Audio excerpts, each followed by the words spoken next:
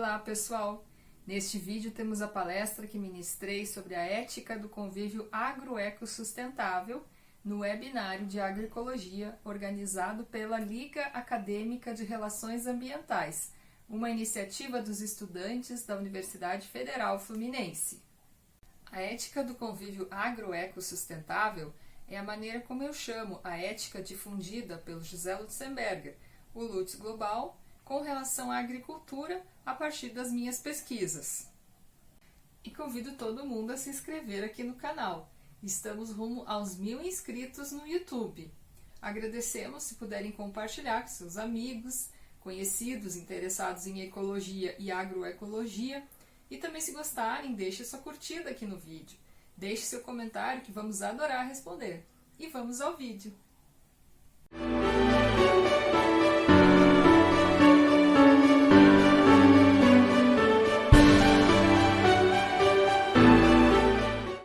Boa noite, pessoal. Então, uma satisfação muito grande, né, estar aqui nesse espaço virtual, no canal do YouTube da Liara.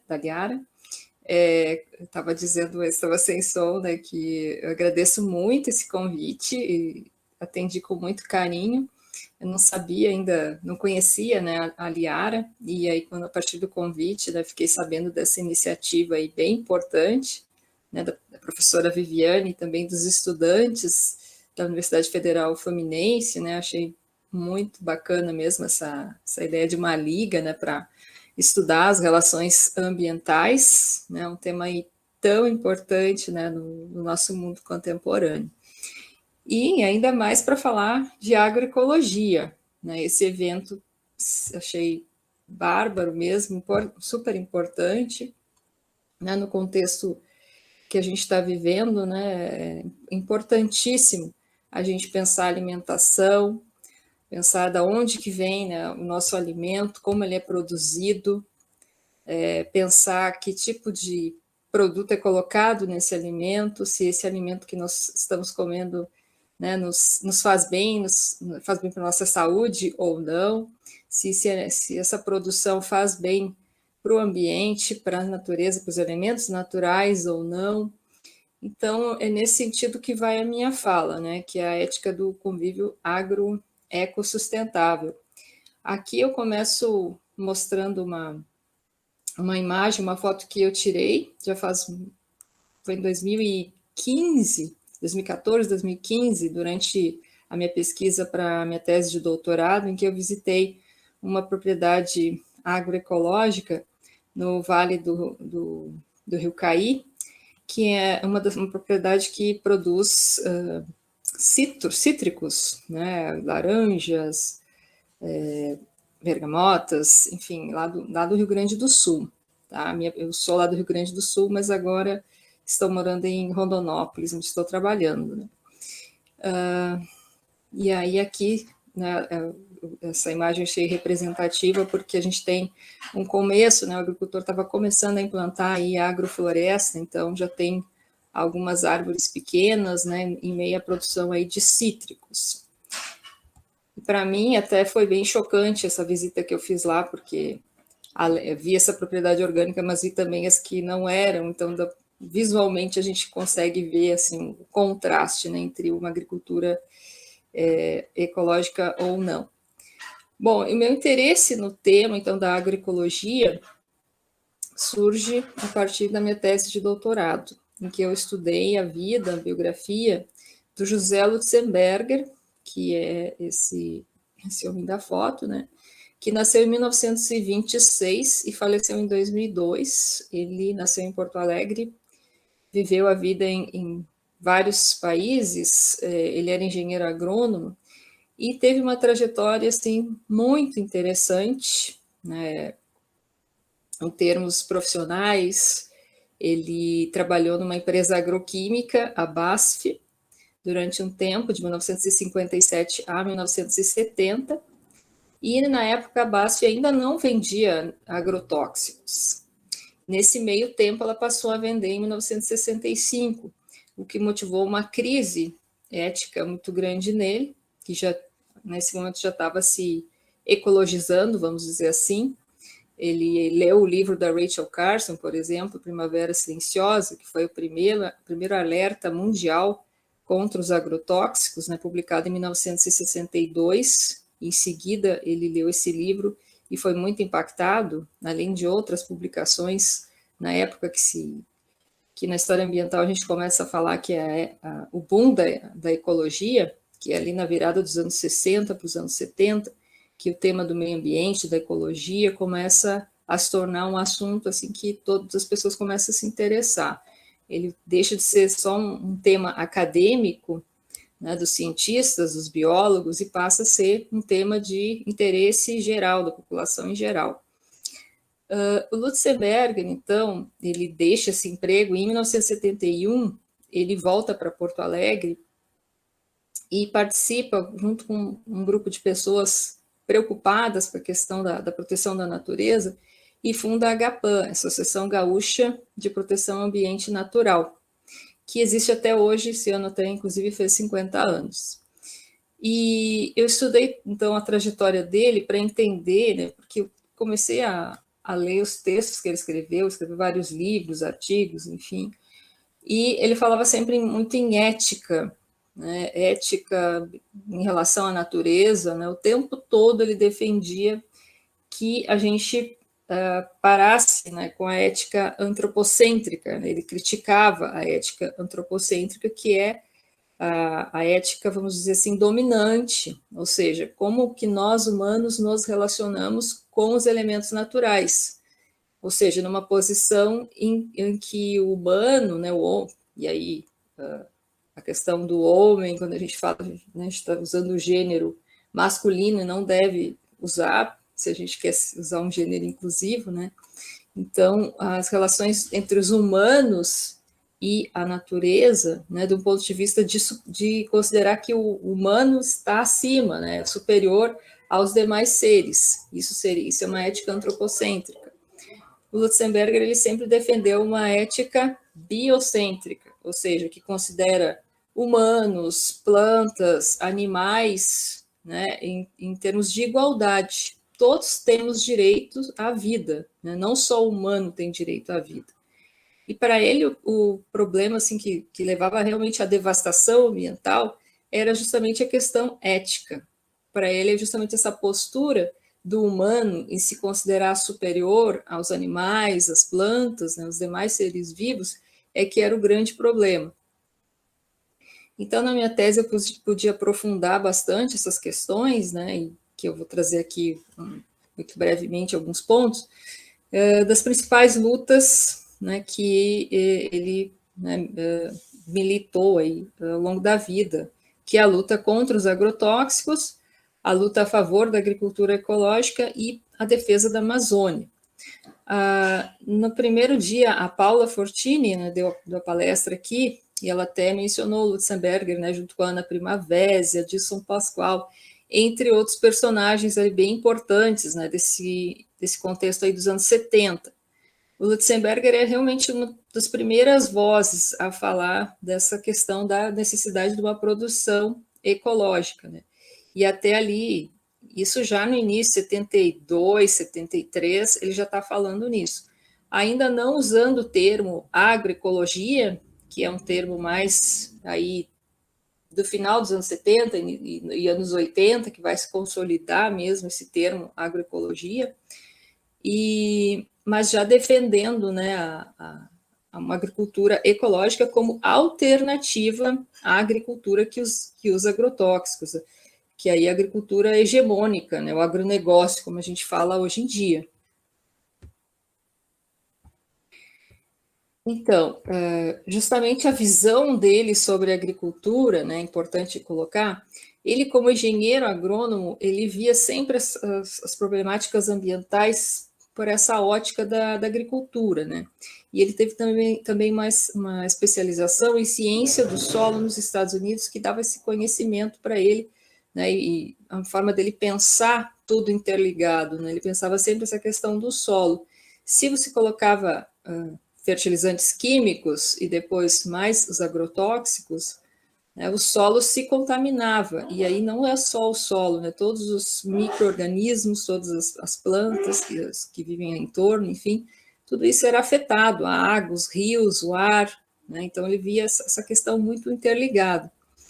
Algumas das críticas que ele fazia, né, ele comparava, inclusive, a agricultura quimificada como uma pessoa que estava dependente de drogas, né, como se fosse um círculo vicioso. Então, quanto mais química se colocava na lavoura, ao invés de acabar com as pragas, acabava criando mais pragas ainda, né, e aí necessitava mais química. Então, na visão dele, se tornava um círculo vicioso. O problema para ele é que o agricultor moderno, né, estava alienado do seu ambiente natural. Ele via muito essa questão, né, de uma agricultura desse modelo de agronegócio, em que o agricultor não estava preocupado com a sua propriedade, né, de sentir a natureza, ele era simplesmente né, manejava materiais, sementes e máquinas. Ele fazia essa crítica ali nos anos 70. Mas para a gente pensar essa questão da ética em meio ambiente, então, né, eu acho importante, eu trouxe algumas questões e tem umas historinhas que envolvem essas perguntas. Lutzenberger sempre contava que quando ele trabalhava na BASF, né, ele tinha que dar assessoria para as empresas, e ele se sentia muito mal com isso, ele deixou várias cartas, vários documentos que comprovam isso, né? Ele atendeu um agricultor, ele morou 3 anos no Marrocos, na África, e ele era um mau funcionário no ponto de vista da base, porque ele, em vez de querer vender agrotóxicos, ele chegava e dava consultoria para os agricultores e dizia porque eles estavam usando agrotóxico demais, que eles não precisavam comprar mais. Então, ele dava prejuízo para a base. Então, ele chegou numa propriedade de maçãs que o cara estava usando, acho que uns 30 produtos, algo assim. E ele disse, nossa, mas está muito feia essas maçãs, né? Você estava usando... E o cara queria, não, mas está aparecendo essa praga tal, vamos, né, comprar mais esse produto, tentar resolver. E aí ele disse, nossa, mas você não precisa mais, você já está usando coisa demais. Mas aí ele disse assim, mas eu não como as minhas maçãs, sabe? Isso é algo assim que envolve ética na raiz, né? Então, o próprio produtor, o próprio agricultor, vamos dizer assim, ele não está preocupado com aquilo que ele entrega para os outros, né? Ele provavelmente tinha os pés de maçã que ele não colocava os 30 produtos para o consumo da sua família, né? Então, assim, a gente pode pensar, você come o que planta, né, para o agricultor, você bebe o leite da sua vaca. Por que eu coloco isso? Porque aconteceu comigo também numa disciplina, numa aula que eu dei, na época que eu dava aula na Unicentro, no Paraná, e a gente fez um debate sobre o filme O Mundo Segundo a Monsanto, que é muito interessante, por sinal, recomendo esse documentário, e tinha um estudante que era produtor de leite. E aí, no debate, ele disse, olha, professora, na minha fazenda lá, a gente usa esse tal produto aí da Monsanto, que era um hormônio que fazia a vaca produzir mais leite. E aí eu perguntei, tá, mas vocês tomam esse leite dessa vaca? Ele disse, não, professor, nós temos vaquinha do nosso consumo. Então, assim, isso é ética, gente, isso é escolha, né? É comportamento, assim, você, né, vai produzir algo que é bom só para a tua família, o resto né, das pessoas que vão consumir o teu produto, você não está nem aí se tem, né, produtos, se vai entregar um produto saudável ou não, né? Isso é bem importante, né? Então, os filhos podem correr pela plantação, né? Então, assim, são questões que envolvem ética, tá? E aí, então, eu tenho, como foi colocado ali, tenho estudado pelo ponto de vista da história ambiental e da biografia. Então, a história ambiental, ela estuda as relações entre humanos e natureza ao longo da história. E, para mim, tem sido muito interessante usar a biografia como método. Então, eu estudei, né, o José Lutzenberger, passei 10 anos estudando a vida dele, primeiro do doutorado, depois com o projeto do CNPq, né, o Lutz Global. É muito interessante porque você consegue pensa bem, tudo que a Paula falou, por exemplo, na palestra dela, né, história da agroecologia, é um panorama, né, amplo, mas você pode pegar outro método, né? Não, nenhum é melhor que o outro, só estou dizendo como que funciona. Eu posso pegar pela vida, por exemplo, do Lutzenberger, ou pela vida da Ana Primavesi, enfim, poderia, né, mudar o indivíduo, e entender como que aquele panorama geral, né, ele realmente funciona na prática, no micro, na vida de um indivíduo, né, que foi representativo, que teve importância, relevância naquela área. Então, é um método diferente, né? Então, a biografia ela tem essa possibilidade, né, da gente ter enfoques interdisciplinares, o que casa muito bem com o meio ambiente, que é um tema, né, super amplo e interdisciplinar. Então, é assim que eu tenho estudado a vida do Lutzenberger. E como é que a agricultura, né, a gente pode pensar aí pela história ambiental? É um tema que vem sendo já estudado, defendido por historiadores ambientais, né, que cada vez mais a gente precisa estudar a agricultura. Tem um artigo do Donald Worcester, que é um historiador norte-americano, que se chama Transformações da Terra para uma Perspectiva Agroecológica na História, que saiu no Ambiente e Sociedade 2003, que ele vai defender o estudo dos sistemas agrícolas na história ambiental. Também um capítulo da Sarah Gregg, uma historiadora ambiental, também vai defender uma história agroambiental. Mas, assim, o que eu tenho visto que vários historiadores têm realmente trabalhado com o tema da agricultura, mas mais essa questão, a distribuição das plantas em âmbito global, as commodities, né, a história da soja, como que ela se disseminou, o café se disseminou pelo mundo, mas, assim, ainda tem poucos trabalhos sobre agroecologia dentro da história, né, isso que eu estou comentando aqui, e que eu estou sempre defendendo nas minhas falas que, né, os historiadores estudem mais a agroecologia, a história desses movimentos agroecológicos, né, é um tema importantíssimo para a gente entender melhor, né, inclusive em comparação com o agronegócio. Né. Felizmente está aparecendo trabalhos aí como o da Paula, por exemplo. Então, para a gente pensar agriculturas, né, o que é a agricultura? Né? É a interferência humana na natureza, e é uma das mais importantes nesse sentido, né? Porque é por meio da agricultura que a gente obtém, né, os nossos alimentos. Então, é um processo de negociação entre humanos, né, e ambiente, entre humanos e seres não humanos. Não tem como não envolver ética. E é uma relação, né, a partir de uma relação dialética. Porque também, eu não vou lembrar, acho que foi a Mônica Fox que falou ontem, uma das outras palestrantes, que eu não vou lembrar se foi ela ou se foi a outra, que mencionou isso, né, o quanto a gente tem uma dicotomia mesmo. Na história, às vezes, os historiadores não gostam de ver dicotomias, né, acham que simplifica, mas nesse tema não tem como. Por quê? Né? Ou você tem essa agricultura hegemônica, que é o agronegócio, ou você tem uma agricultura, né, contra-hegemônica, e aí agroecologia, agriculturas de base ecológica. Por que eu falo isso? Porque você não tem como ser mais ou menos agroecológico.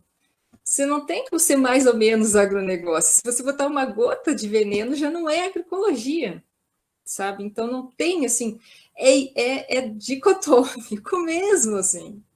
Não tem como a gente pensar mais ou menos agroecologia, né?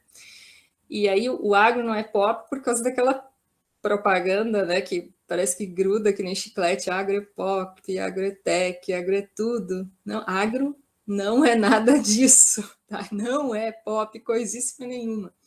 O único caminho, se a gente quer ter alimentação saudável, é a agroecologia, né? Seria a cura do planeta se fosse praticada em larga escala. Já tem estudos dizendo que é possível sim, né? Então, aí agora aqui vou falar das agriculturas contra-hegemônicas, né, e os pesquisadores, a maioria deles divide, né, o que é agroecologia e o que é agriculturas de base ecológica. Tem a agroecologia mais pensada no âmbito acadêmico, científico, alguns defendem que elas abarcaria o conceito, né, todas as demais, mas outros gostam de colocar como mais específico. Isso não quer dizer que uma seja melhor ou mais importante que a outra, tá? Só para a gente entender um pouco a divisão mesmo, né? Porque os próprios movimentos se chamam assim. agricultura orgânica, biológica, natural, ecológica, biodinâmica, permacultura, regenerativa. Às vezes elas têm práticas muito semelhantes, né? E, enfim, mas o que une elas, né? É não usar agrotóxicos, não usar fertilizantes químicos. Elas têm uma espinha dorsal, vamos dizer assim, que elas compartilham. Algumas práticas poderão ser diferentes, né, de uma para outra, mas todas são contra-hegemônicas contra o método aí do agronegócio, né? Também as agriculturas dos povos indígenas, dos quilombolas, né? E a agroecologia, ela tem várias dimensões, né? A agroecologia é algo fantástico quando você começa a estudar, assim, ela tem realmente uma ciência, é um conhecimento amplo, né, e super complexo, fascinante quando você começa a ler e estudar. Ela não se encaixa assim em algo, né, fechado, ela é muito aberta, você consegue pensar muitas coisas a partir dessa visão da agroecologia. Ela tem, então, uma importância cultural, ela tem a dimensão científica, que vai levar, né, os métodos, estudo na academia mesmo. Ela tem uma dimensão sócio-histórica importantíssima, tem uma história, né, uma dimensão econômica, porque ela também pode ser base aí para um outro sistema, né, diferente do capitalismo. Ela tem uma dimensão política, de luta, de resistência, e ela tem essa dimensão ética, né, que é que eu vou me dedicar mais, tenho me dedicado mais a pensar, né, que é realmente que tipo de alimento a gente quer consumir, que tipo de alimento a gente está produzindo, se é só para o se é possível, né, que o alimento seja consumido por todas as pessoas, né, e não só sem veneno só para a família que está produzindo aquele alimento.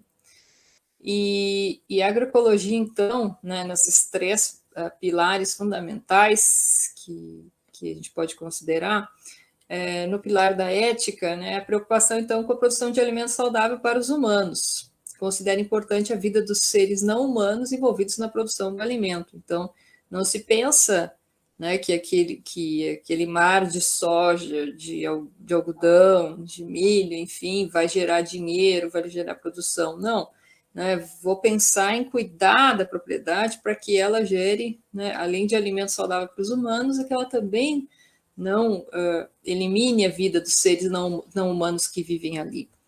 Como a dimensão científica ela está embasada em diversas áreas do conhecimento, né, e aí promove o desenho ou redesenho de agroecossistemas em bases mais sustentáveis, e como política, ela tem uma dimensão muito importante de movimento social mesmo, de luta, tem vários movimentos ali, desde os anos 60, 70, que vão lutar né, por políticas públicas que garantam a produção de alimentos saudáveis. E junto a isso tem a conscientização da sociedade sobre agrotóxicos e consumo, né? Aí tem várias feiras, o surgimento, por exemplo, das cooperativas, como a Colmeia, que foi a primeira que surgiu no Brasil lá em 1978.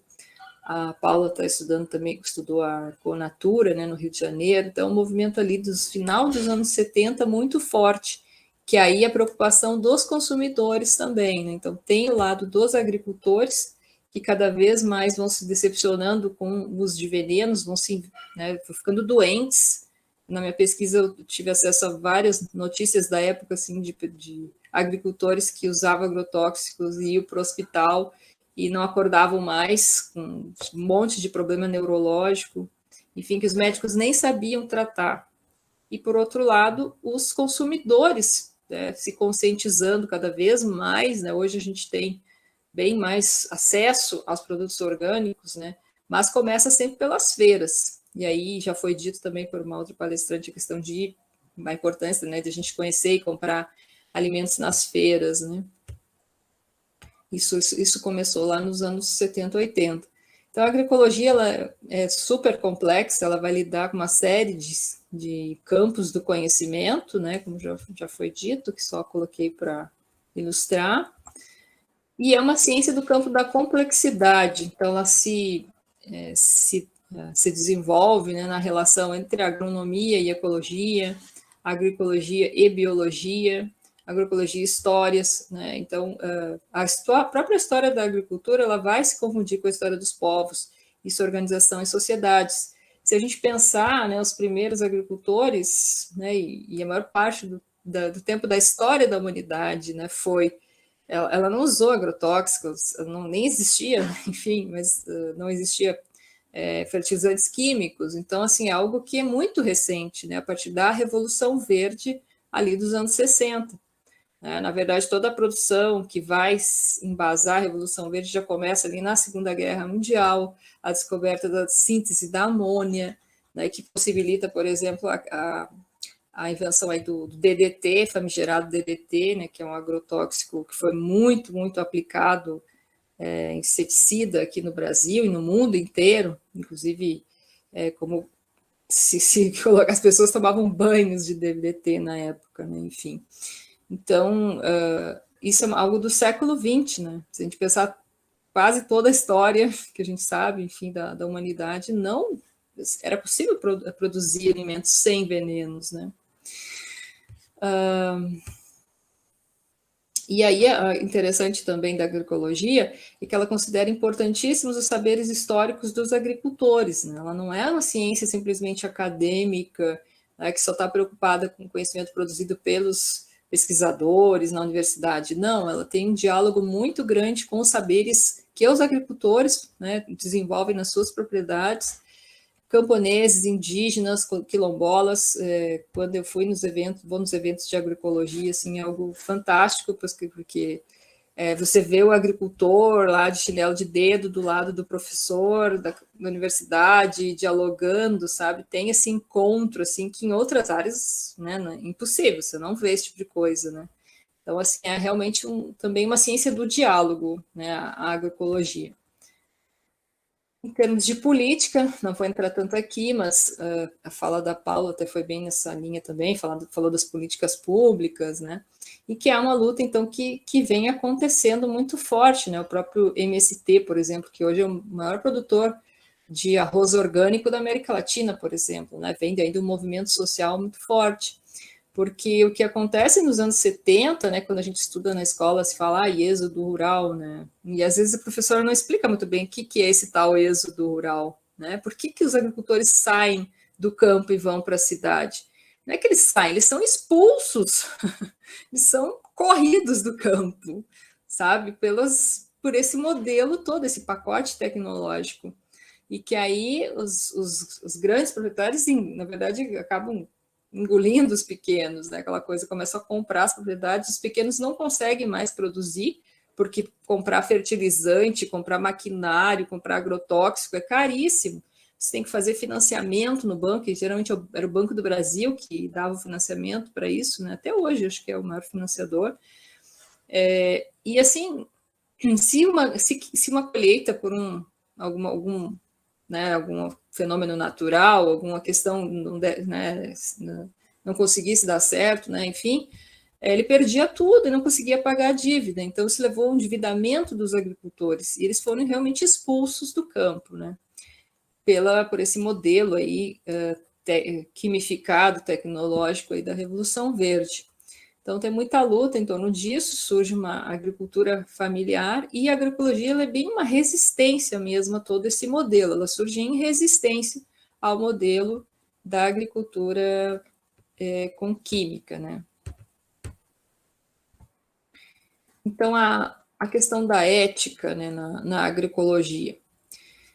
A agroecologia se preocupa então, e defende, né, uma nova ética que preserve a vida. Então, como eu estava falando lá no início, né, em geral, quando a gente pensa ética e meio ambiente, existem duas grandes correntes, que é antropocentrismo, então, né, que o ser humano se vê como acima da natureza, mais importante, central, e as éticas biocêntricas, que consideram, né, então, as interrelações entre as espécies, que todas têm direitos, não só os humanos. Nós apenas somos mais uma espécie nesse planeta, né, para as éticas biocêntricas. Então, a gente, né, a partir da agroecologia, pode pensar quem são os nossos outros, né? Que são eles? São as gerações futuras, tá? Mas só os nossos filhos e netos humanos Não, né? Para a agroecologia tem que considerar os não humanos também, né? Porque que mundo nós queremos, que futuro nós queremos? Queremos manter a biodiversidade ou não? Tudo isso é ética, gente. Essas questões podem parecer estranho falando assim, perguntando, mas não, isso é ética. Ética é lidar com esses dilemas, é pensar, questionar e ver qual a melhor escolha, né? Ética é escolha. Então, escolhas humanas, né? A gente vai ter uma lógica consumista, que é o que embasa nosso sistema capitalista atualmente, né? Que é o grande causador de toda essa devastação, né? O que é o agronegócio, por exemplo, né? Destruindo a Amazônia, colocando fogo, desmatando, para colocar gado depois, né? Naquele local, para plantar grandes extensões de soja, de milho transgênico, enfim. Então, a lógica de produzir, por exemplo, produtos que em 1 ano, 2 anos estraga, né? Para a gente ter que comprar de novo. E aí acumula lixo, toda essa lógica consumista do sistema. A gente pode entrar nessa lógica ou, como indivíduo, né, preocupado com a sobrevivência humana e a biodiversidade, optar por outros caminhos, né, ser consumos mais conscientes. A gente não vai resolver o problema, né, mas aí é uma escolha individual. A gente tem que, ao lado dessas escolhas nossas, individuais, lutar para que as grandes responsáveis, que são as grandes empresas multinacionais, como a Monsanto, como a Shell, etc., que são as grandes, realmente devastadoras, né, do ambiente aí, enfim, para que elas mudem, né, enfim, lutar contra isso. Respeito, então, as manifestações e formas de vida não humanas também, né, faz parte de pensar essa questão na agroecologia, e que os não humanos também possuem direitos, né, não apenas nós humanos.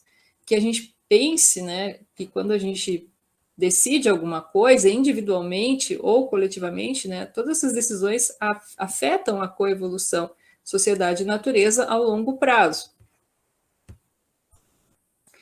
Então, o Lutzenberger, então, como eu estava falando, né, teve várias publicações. A principal publicação dele foi o Manifesto Ecológico Brasileiro, Fim do Futuro, e que ele, então, defendeu, já desse livro, que foi publicado em 1976, uma ética ambiental holística, né? A natureza não é um aglomerado arbitrário de fatos isolados, tudo está relacionado com tudo. Ele sempre tinha essa visão, né, bem holística, de interligação, uma visão ecológica mesmo, né?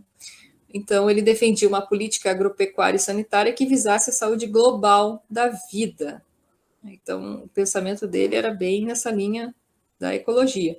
Partiria do princípio ecológico fundamental, que a saúde do solo, da planta, do animal, do homem são uma só coisa indivisível, né? Como alternativa aos métodos já demonstradamente insustentáveis da Revolução Verde. Então, ele está fazendo uma crítica aqui que é bem, diria, pioneira, né, para a época, lá em 76, né, quando foi publicada a primeira vez este livro, né? E, então, na visão do Lutzenberger, a agricultura ecológica, ela parte, então, dessa visão sistêmica, uma visão de conjunto, que ele sempre colocava ao contrário do agronegócio, né, que pensava tudo compartimentado, tudo ele chamava, né, as gavetas, a gaveta da praga, do inseto, né, enfim, do inso, do veneno, enfim, não é nada disso. Na verdade, se você observar a sua propriedade, se fizer, né, por exemplo, plantação consorciada, entre outros métodos, né, você não precisa usar agrotóxicos, né, conhecer quais são os predadores naturais, etc., né, tem uma série de métodos aí. Então, ele sempre defendia que a fertilidade do solo e a saúde da planta são inseparáveis. E aí ele sempre defendia a adubação orgânica, né, que a erva nativa não é praga, mas aliada na produção de matéria orgânica, e os insetos também não são praga. Na verdade, eles são indicadores de saúde da planta e podem ser predadores naturais, que não se veja o inseto, né, como uma praga que só vai fazer mal para a lavoura, né? E defendia, então, que a gente pode chamar de uma ética da terra, que ele se inspira no Aldo Leopold, no livro, né, famoso do Aldo Leopold, e ele, no livro Manifesto Ecológico, ele coloca um subcapítulo Ética da Terra, que ele vai, então, defender uma reorientação da agricultura. que vai dizer, então, que a principal causa da devastação ambiental, e eu diria que continua sendo uma das principais, pelo menos, não a principal, justamente é a agricultura supermecanizada e quimificada, né? Então, ao contrário do que as multinacionais agroquímicas sempre falam, né, os órgãos também, como o FAO, né, defendem que é preciso, né, fazer essa agricultura, agronegócio, vamos dizer assim, porque ela nem merece mais ser chamada de agricultura, com toda essa química para acabar com a fome no mundo. Ao contrário, é essa agricultura que está gerando uma grande fome, né, isso na visão do Lutzenberger na época. Uma das palestras que ele deu, que se chamou Agricultura como Fonte de Melhoria de Vida, 1980, né? Ele vai defender isso, que a fome no mundo, na verdade, é uma desculpa para favorecer essas estruturas de poder, né?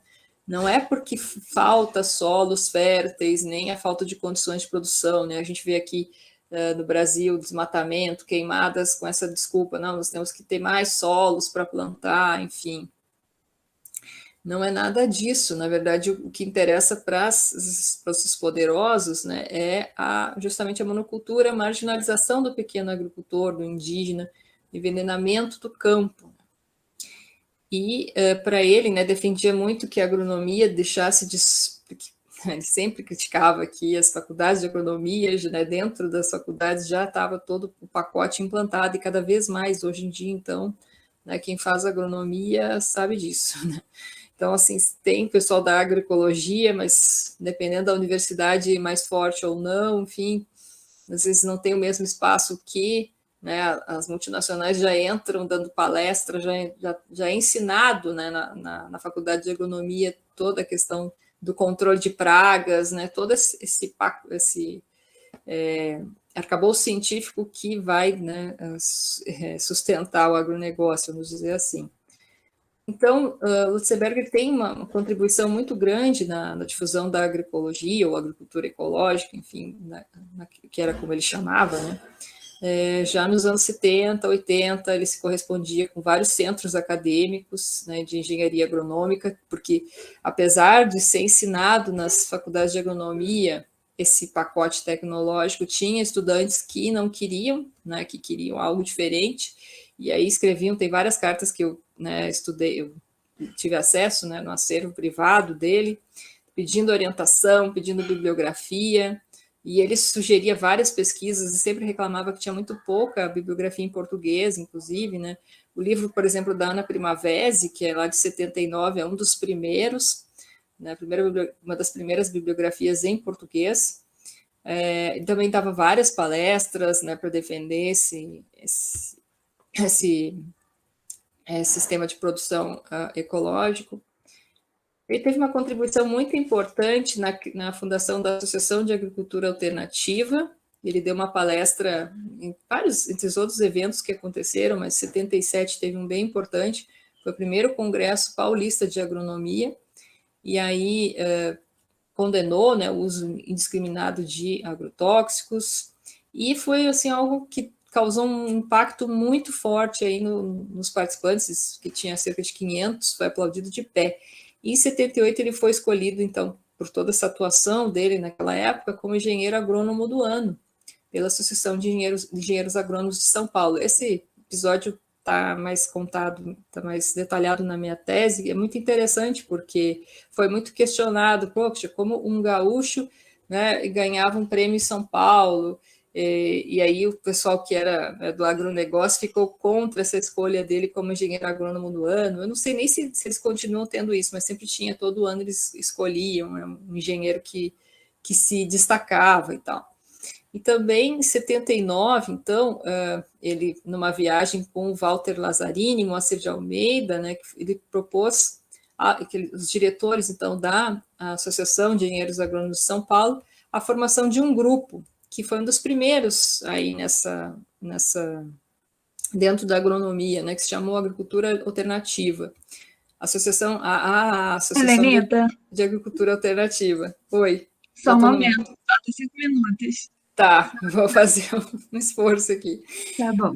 E aí eles estavam, então, discutindo quem quer fazer parte desse grupo, e o Lutzenberger sugeriu aí o nome da Ana Maria Primavesi, e que inclusive tem correspondência entre eles, se encontraram, a Ana Primavesi visitou ele no Rio Grande do Sul, inclusive. Tá, mas aí tem o link lá no site da associação, quem quiser ler mais sobre isso. Ele também divulgou aí a teoria da trofobiose, eu deixo o slide aqui, nem vou falar muito, mas então foi um pesquisador francês que defendeu aí que os pesticidas, os agrotóxicos faziam mal para as plantas, e aí o Lutzenberger se encantou por essa teoria, inclusive o Chaboussu, né, que é o nome do pesquisador, publicou um livro defendendo essa teoria, e o Lutzenberger conseguiu que o livro fosse traduzido para o português, tá? Tem a tradução, Plantas Doentes pelo Uso de Agrotóxicos, vocês encontram até acho que em PDF. Participou de uma série de eventos muito importantes, tá? Não vou entrar agora aqui, mas o 11º Congresso de Agronomia, o primeiro encontro brasileiro de agricultura alternativa em Curitiba, dando palestras, defendendo a agroecologia. Esse episódio do cancro cítrico aqui também, eu tenho tudo detalhado na minha tese, quem quiser entrar, mas foi bem importante a participação dele na defesa dos agricultores ecológicos aí no Vale do Rio Caí, para defender a produção orgânica de citros. E em 1987 ele criou a Fundação Gaia, que por meio dela, lá em uma cidade que se chama Pantano Grande, no Rio Grande do Sul, ele promoveu vários cursos, trabalhos agroecológicos, pesquisas em agroecologia, e teve um projeto, inclusive o projeto de Agricultura Regenerativa, lá nos anos 90, financiado pela Fundação Heinrich Böll, da Alemanha. Ele também criticava muito os transgênicos, né? E na época ainda não se falava muito, ele faleceu em 2002, né? Só lembrando isso, da questão da questão da saúde, né? Ou como hoje se fala bem mais, mas ele já criticava isso, né? Com os transgênicos como uma forma de produzir dependência, né? Dos agricultores ficarem dependentes dessas multinacionais, porque eles tinham que comprar semente, né? A venda casada, semente mais herbicida, né? Então ele sempre criticou esse tipo de estruturas. Então, não vou entrar agora aqui, não vai dar tempo, mas a ética do convívio agroecossustentável que ele deu, eu que estou colocando esse nome na minha pesquisa, mas ele defendeu uma série de preceitos, né, que eu consegui sistematizar. Tem um artigo, se alguém se interessar e quiser entrar em contato, posso indicar, tá, sobre esses princípios. Mas o principal é a crítica e a Revolução Verde, a defesa da agricultura, né, de base ecológica. Então, segundo ele, a agricultura é fundamental para a sobrevivência da nossa espécie, é o fator de maior impacto no equilíbrio químico e térmico da atmosfera, e esse impacto ele pode ser positivo ou negativo, vai depender, né, do como a gente, né, lidar com a agricultura no espaço, né, da propriedade aí do agricultor, enfim, como os movimentos da sociedade civil também, né, se engajarem a favor da agroecologia. Hoje predominam os impactos negativos, mas, né, segundo Lutzenberger, a reorientação necessária era relativamente fácil, na verdade, né? Se a gente quisesse, né, reorientar a agricultura no sentido da agroecologia, não seria tão difícil assim, né? E já terminando, então, a agroecologia, ela é o único caminho que nos leva para o futuro e para a vida. O agronegócio não tem futuro no agronegócio, nem para nós como humanos e nem para os seres não humanos, né? O agronegócio é a morte, aí que tá. Então, somente a agricultura ecológica é indefinidamente sustentável. Ela vai contribuir para um futuro melhor para os nossos filhos, mas também para os animais, para as plantas, para todos os seres, né? Então, assim, ele estava sempre preocupado com a questão do futuro, dos filhos, dos netos, né, as gerações futuras, que mundo que vai ser deixado para eles, né? Então, é a questão da ética, a ética agroecossustentável é isso, é se preocupar, né, não apenas com o humano nessa relação, né, humanos e natureza, se preocupar com todos os seres aí, né, e realmente entregar alimentos saudáveis aí para a população. Mas acho que era isso, eu não vou ter que finalizar por aqui, então. E muito obrigada mais uma vez.